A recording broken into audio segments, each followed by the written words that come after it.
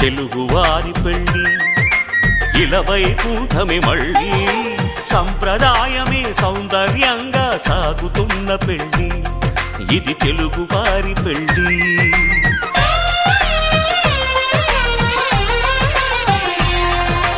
తెలుగువారి పెళ్ళి ఇలవైకుంఠమే మళ్ళీ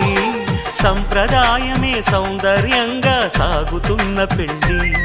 ఇది తెలుగువారి పెళ్ళి ఒకరికి ఒకరని అనుకుంటే అదే నిశ్చితార్థం ఆ నిర్ణయానికి తలవంచడమే పెళ్ళి అంతరార్థం శతమానం భవతి అంటుంది శ్రావణ మాసం శ్రావణ మాసం శ్రావణ మాసం తెలుగువారి పెళ్ళి ఇలవైకుంఠమే మళ్ళీ సంప్రదాయమే సౌందర్యంగా